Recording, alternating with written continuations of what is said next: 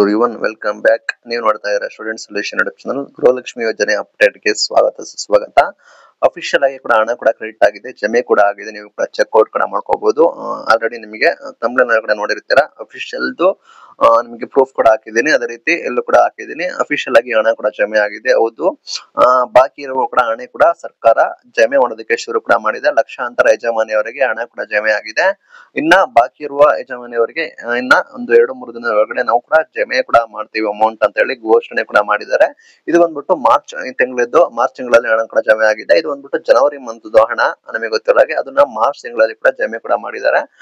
ಕೆಲ ಮಹಿಳೆಯರಿಗೆ ಆಲ್ರೆಡಿ ಕೂಡ ಜಮೆ ಆಗಿದೆ. ನೀವು ಗಮನಿಸಬಹುದು, ಸ್ಕ್ರೀನ್ ಶಾಟ್ ಕೂಡ ಅಫಿಷಿಯಲ್ ಆಗಿ ಕಾಣ್ತಾ ಇದೆ. ಮಾರ್ಚ್ ತಿಂಗಳಲ್ಲಿ ಹಣ ಕೂಡ ಆಗ್ತಾ ಬಂದಿದ್ದಾರೆ. 2,000 ರೂಪಾಯಿ ಬಾಕಿ ಹಣ ಕೂಡ ಜಮೆ ಕೂಡ ಮಾಡಿದ್ದಾರೆ. ಇದು ಬಂದ್ಬಿಟ್ಟು ಜನವರಿ ತಿಂಗಳದ್ದು ಹಣ ಆಯ್ತಾ, ಅದನ್ನ ಜಮೆ ಕೂಡ ಮಾಡಿದ್ದಾರೆ. ಫೆಬ್ರವರಿ ಅದೇ ರೀತಿ ಇನ್ನು ಮಾರ್ಚ್ ತಿಂಗಳ ಹಣ ಕೂಡ ಬಾಕಿ ಇದೆ. ಅದನ್ನ ಈ ಮಂತ್ ಎಂಡ್ ಒಳಗಡೆ ಜಮೆ ಕೂಡ ಮಾಡುವ ಸಾಧ್ಯತೆ ಕೂಡ ಇದೆ. ಜನವರಿ ಜಮೆ ಕೂಡ ಮಾಡ್ತಾ ಇದ್ದಾರೆ. ನಿಮಗೆ ಬಂದಿದೆಯಾ ಇಲ್ವಾ ಅಂತ ಹೇಳಿ ಜನವರಿ ತಿಂಗಳ ಅಮೌಂಟ್ ಬಂದ್ಬಿಟ್ಟು ಕಮೆಂಟ್ ಮಾಡಿ ತಿಳಿಸಿ. ಈ ಬಾರಿ ಯುಗಾದಿ ಹಬ್ಬ ಇದೆ, ನೀವು ಗಮನಿಸಿದ್ರೆ ಯುಗಾದಿ ಹಬ್ಬ ಕೂಡ ಇದೆ. ಆ ನಿಟ್ಟಿನಲ್ಲಿ ನಿಮಗೆ ಬೇಗನೆ ಕೂಡ ಜಮೆ ಕೂಡ ಮಾಡುವ ಸಾಧ್ಯತೆ ಕೂಡ ಇದೆ. ಅಂದ್ರೆ ಈ ಮಂತ್ ಎಂಡ್ ಒಳಗಡೆ ನೀವು ಮತ್ತೊಂದು ಕಂತಿನ ಹಣ ಕೂಡ ನಾವು ಈಸಿಯಾಗಿ ಎಕ್ಸ್ಪೆಕ್ಟ್ ಕೂಡ ಮಾಡಬಹುದು.